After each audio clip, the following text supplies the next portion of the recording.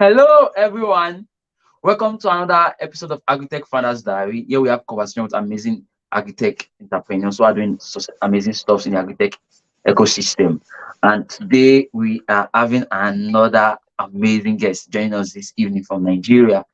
And I'm really excited. I've been following her work online. I've been seeing some of the amazing work she has been doing, and I'm really happy to have her on the show this evening. But however, before we move on, it has got to our notice that over 70% of you who watch this show does not really subscribe to the show.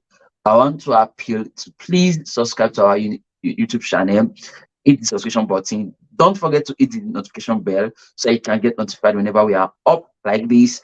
And don't also forget to drop your comments, drop your questions on the comment sections, and hit the likes button. Once again, thank you all for joining us this evening, and thank you very much to our guests for joining us this evening.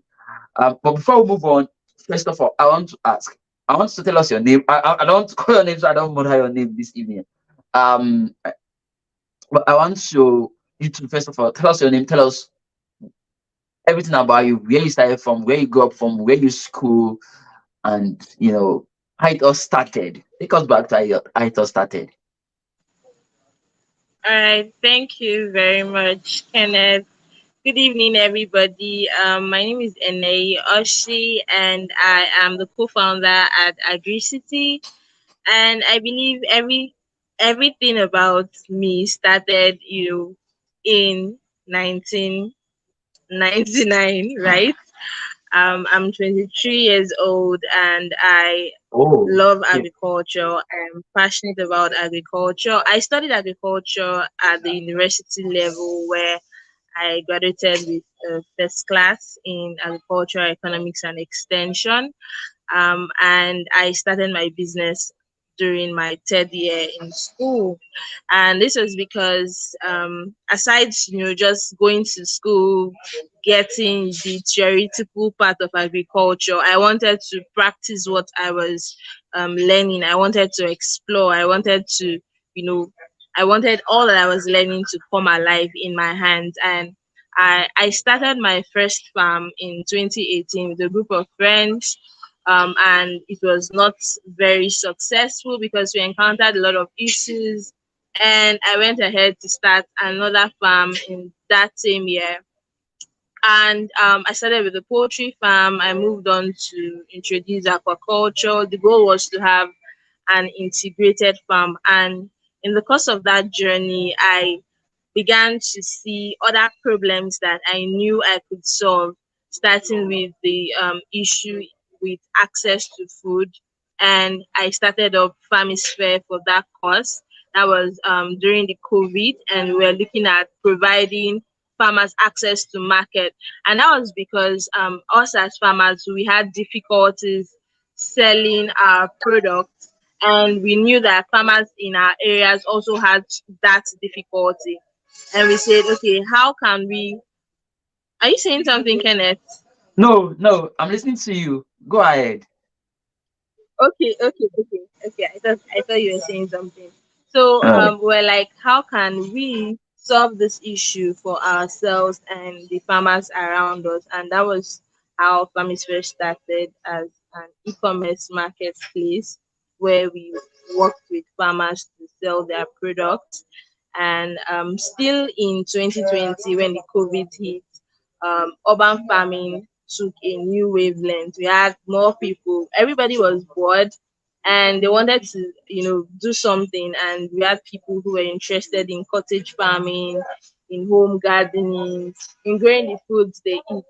And we knew that we had the knowledge and, the skills to teach this, but we realized that most of these people who had such interest had a challenge. They didn't have, enough space. And we said, okay, how can we introduce a system for them that can, maximize the space they have? And that was where we invented the SAPSIS, which is a three-in-one farming system that combines poultry and aquaponics. So with as little as 8 square meter of land, you get to practice your poultry. For as much as 100 birds, you also get to do your catfish farming that will give you as much as 300 fishes, and you also get to grow plants. You have your aquaponics, which is going to give you about 200 plants, and that was how we started with SAPSIS, promoting urban farming and ensuring that more people get involved in agriculture. And we moved from that to seeing that more schools as well, change their orientation or introduce more sophisticated school farms, um, and also train young people, train secondary school students on agribusiness. We saw that there was actually a need to revamp the old agricultural curriculum that we had. And this was what bettered the Lagos Agri Scholars Program, where we're working with the Lagos State Ministry of Agriculture to introduce full farms and to also train people on the smart farming initiatives that we are currently doing. So that is enough about me. Thank you so much, Kenneth. Thank you for sharing your story. But I don't think you mentioned the school. Where did you study agriculture? Sorry, Where did you study you say agriculture? Where did when? you study? Where? Did you say when or where? Okay, I studied agriculture at the University of Port Harcourt. Okay. I wanted to get that. Yes. Fantastic. All right. So, what inspired you to go into agriculture? I mean, especially being a female coming from Nigeria or Africa, as the case may be. What inspired you to join into this path? Sorry, I can't hear you clearly. What inspired you to join into this path? Okay, so what inspired me was growing up. I grew up in a rural area. I grew up with my grandmom, and um I usually follow her to farm. She had a vegetable garden. I follow her to farm, and I just had this natural um, passion or interest in agriculture. I love to watch something grow. I love to plant something and see it grow, and all of that shaped me. So um, at the point where I needed to go into the university, my parents had that, oh, you must study medicine, and Yeah. unfortunately, I was given a course. I was given human kinetics, which I don't know anything about sports. I do not like sports. I don't even know how to play. I sports was not my thing. And so I knew Mm-hmm. that I was not going to be able to do well in this course. And I asked myself, okay, among the options, because I had options to change to another course, and I Mm-hmm. saw anatomy, which was close to medicine, but I wanted something that I really enjoy doing. And my mentor as at then said, "Oh, how about agriculture? You've been very good with agriculture because from secondary school, I used to have A's in agriculture. I Mm-hmm. was always good with anything that comes to agriculture." And she was like, "Oh, how about agriculture?" And I was like, "Yes." And then she said, "Okay, if I'm not really sure, I should get people to counsel me." So I think I went to the HOD for of anatomy at that time. And I said, okay, so this is where I am, and I'm thinking my parents want me to study medicine, and then here is anatomy, and then here is agriculture. I do not know what to go for. And the man just looked at me and said, "Go for agriculture." And that was like so much assurance I needed at that point to fill in my change of course and pick agriculture. And that was how my academic journey in the agricultural sector started. Mm, I see. Awesome. Great. But let me ask, I checked your profile. You've done some amazing job. You've raised some funds, you've run some grants and some business competition, right? I want to ask, what were the core skills you developed that helped you? Can barely hear you. Can you hear me now? Yeah, Hello, can you yeah, hear I me now? can. Yes, I Okay. can. I can. I'm asking Trust I'm you, audible too. I'm asking you, what was the skills, some of the skills you developed that helped you win some grants? Because I see on your track record, you've won so many grants, you've raised some grants, you've won some business competition in the past. So I'm asking you, what was those core skills? What was those core skills that helped you win those grants? Okay. I think my bandwidth is poor. So if I can hear you clearly, you're asking what are the core skills that I was able to develop. Yes, that you're able to develop to that helped you win some of those grants you won and some of those business competition you won. Okay. Can you hear me? I can hear you clearly. Okay, you're frozen. I was wondering. Okay, so I think a lot of competitions I won, I actually did that scared. It wasn't really about the skills that I got. It was about um just being able to put the best foot out there. And it started with the fact that my business needed to scale. There was an urgent need, right? It needed to scale. There were things that I needed to introduce for me to reach the next milestone, the next target. And for me to do all of that, I need to put myself out there. I need to sell myself. I need to, pitch my business. And that was how I learned how to communicate effectively. I believe effective communication is one of the skill sets that I got to develop, and I learned that from my first one of my first pitch competitions in 2020.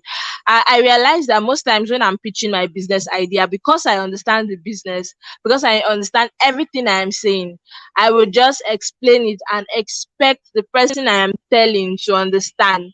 And I think one of my mentors back there, Auntie Helene Murray, she had to explain that this thing, and it's easy for you to just say it, but if you're talking to someone who has no idea about agriculture, no idea about perishables, you need to break it down. You need to communicate in a way that the person will understand. And with that notion, with that advice, I was able to refine my pitch and um gain that consciousness that communication is only successful when the person you're communicating with or communicating to can comprehend what exactly you are saying. So that was one of the soft skills I developed. Another thing I developed, which has help me raise fundings for my business, is being resilient. A lot of times you get to apply for stuffs and you get rejections, and it's easy for you to sulk at that rejection mail, or just choose not to keep pushing, right? So resilience is that thing that enables you to keep searching for more opportunities, keep applying, keep putting yourself out there, even if there are so many near successes. But dusting yourself up and coming back again to put yourself out there and see that you can get something at the end of the day. Thank you. Mm, I see. Fantastic. But let me ask you one more question. Um, what has been Hello, your can you most? hear me? I can hear you. Can you hear me? Hello, can you hear me? Okay. Can you hear Hi, me? Kenneth, can you hear me? Yes, I can hear you. Can you hear me? Can you hear me? I can hear you completely. Can you hear me? All right. So I was going to ask you a question.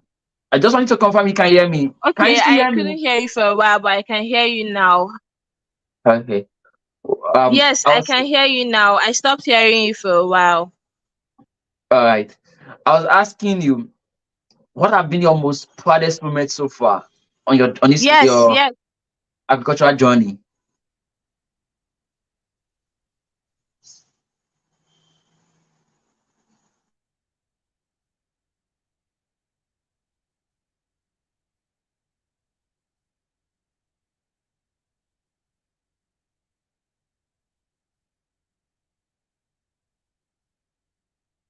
Hello, can you hear me?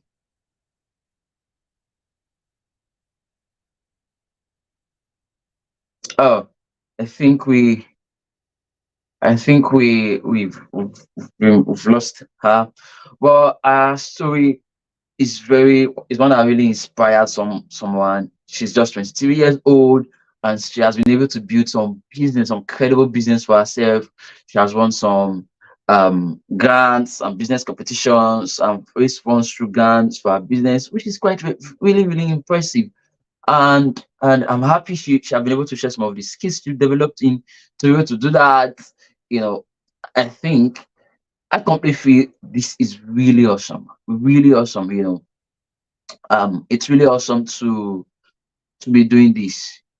It's really awesome for a young lady at her age to have been able to raise some funds for herself and to be able to co-found some companies for herself. It's really amazing. And she's one person that I think everyone in the agritech space should really learn from. You know, it's not really easy.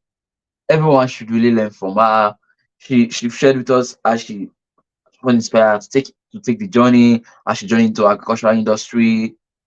Lady, it's not easy to see any lady in that field, but I'm really excited to be seeing to be seeing her being a role model to so many other ladies. Because with time, this is what we are saying. We want more women to come on board. We want more women to come on board. We want women inclusive. And the only way that will be possible is when people like her are coming and their story begin to inspire other people to come on board. All right, I think she's back here with us again. All right. Um, yes, I think she's back with us again.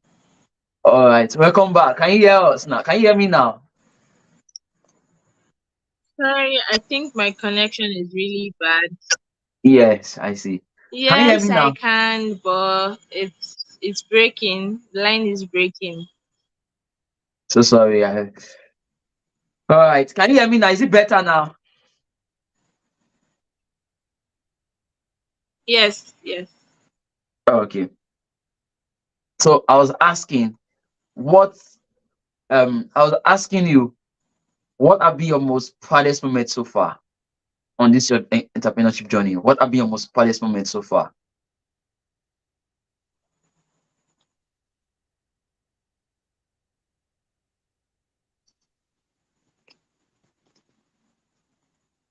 You're frozen from my end. Can you hear me now? Can you hear me? Yes, I can hear you now. Okay. I said, what has been your most I proudest can moment so far? hear you What now. You can go what has been ahead. what has been your most proudest moment so far?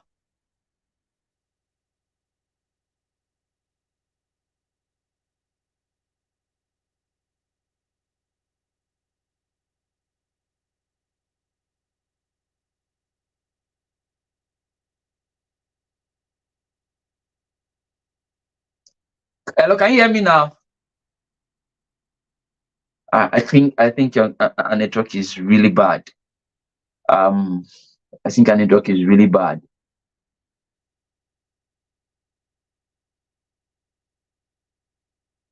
Hello, can you still hear me? Are you still with us?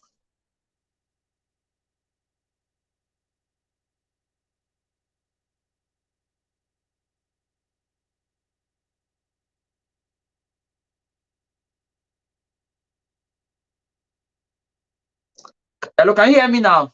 Ah, we've lost that again. Okay.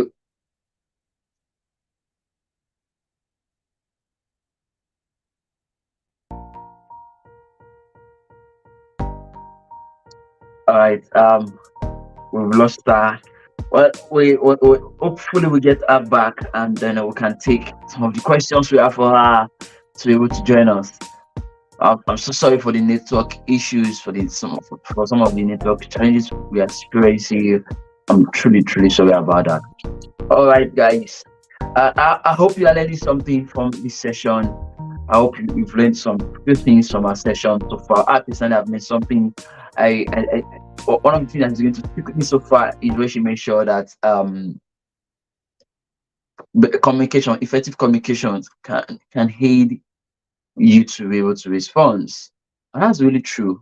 Ability to be able to communicate and share your ideas and sell your ideas to your grant elevators or um, investors. That's ability to be able to effectively communicate it could help you to raise funds, and that's really pretty very true. Trust me. So if you are looking to raise funds for your agri-tech businesses, one of the skills you must start developing is your ability to learn, ability to communicate effectively. Effective communication is very key.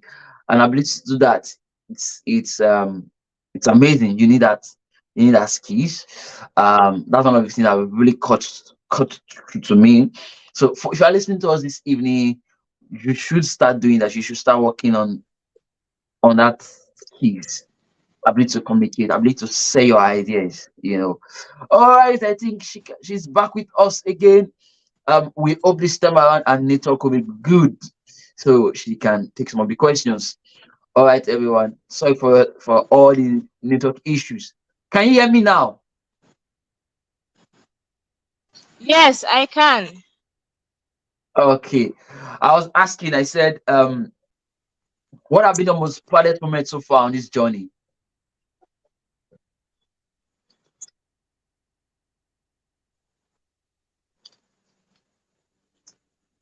Okay. Hope you can hear me clearly. I can hear you clearly, but I can't see you. Okay. Yeah. So I think my bandwidth is quite low. Um, as long as you can hear me clearly, I think we can move on, so I don't have to struggle with the network. All right, no problem. Okay. So I'll say my most proudest moment was getting to now I don't even know which. Okay, I'll say getting to be recognized as one of the top, youngest entrepreneurs receiving the Anzisha Prize. So it has been such a huge honor for me getting that award for Africa. Um, it was something that I really looked forward to because I had been really inspired by very young entrepreneurs. I'm a big fan of catching them young. I'm a big fan of grooming young people to Yeah. finding their path early enough. So when I see, young people at 18, they receive the Anzisha Award for being one of the top youngest entrepreneurs in Africa doing extraordinary things in different sectors.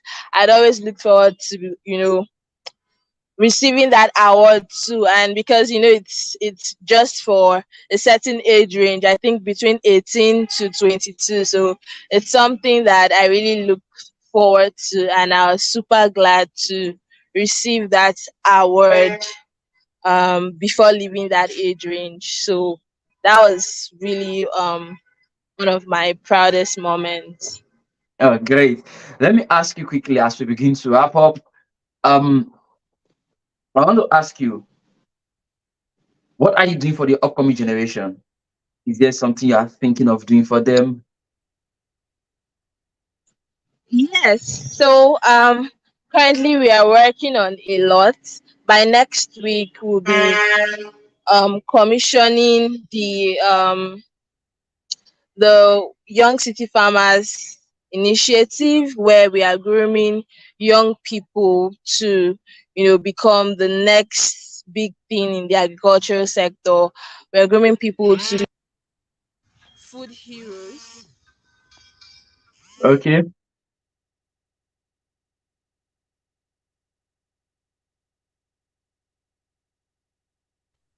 Can you hear me? I can hear you. All right. So we are grooming people to be food heroes. We are grooming people to and not just people, we are grooming students, we are grooming young children, we are grooming teenagers. Working on the agriculture curriculum is one of my biggest gifts to the next generation, because we do not want people to have the same mindset about agriculture, that agriculture is full of drudgery, is full of toil, it's full of debt. And this is the narrative we want to change. We want to change that perspective. My first interaction with the students, if you ask a question, oh, how many of you want to be farmers, you see them say, no, we want to be actors, we want to be actresses, we want to be this, we want to be that. And more conversations with them, you begin to see that they have a very wrong perspective of agriculture. So focusing all my time and energy to changing this narrative, to introducing, the opportunities. Wow, man, network is really bad, I guess. Hello, Can you hear me? Have you been hearing me? I've been hearing you, but at the point, just yeah, I'm hearing you. Okay, so this would be how I'm working to, impact the next generation. And I'm not doing it alone. We have people who have volunteered from all parts of Lagos to join this mission, to ensure that we are changing the narrative, and we have more people embracing agriculture, more people looking towards agribusiness and looking towards agri technology. Thank you. All right, thank you very much for your time. Can you quickly share with us one of some of your biggest challenges you've encountered on this journey so far? Okay, I would say one of my biggest challenges would be um working with people, and that would be because in the agriculture sector, there are lots of challenges. Starting with farm management, you have issues that people could, especially staff, people could just um do one or two things, and you have your whole investment down the drain. So finding the right people to work with, especially when it comes to staffs, has been one of the greatest challenges. And sometimes I just wish there's this platform that just connects people in the agribusiness industry with staffs of integrity, efficient people, and all of these things.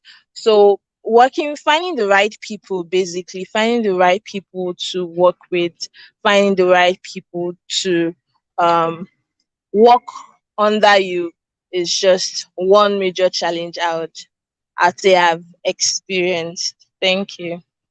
All right, thank you for sharing those experiences with us. We are really grateful. So as we begin to wrap up quickly, I just want to ask you, what's your advice for other agri-tech startups listening to us? What's your biggest lesson you've learned that you want to share with us this evening? Okay, so my biggest lesson would be to take it one step at a time. Yeah, take it one step at a time. Start small, grow big.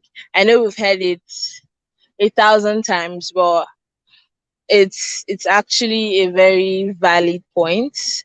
One step at a time. Don't To all the agritech founders on this call, don't put yourself under unnecessary pressure.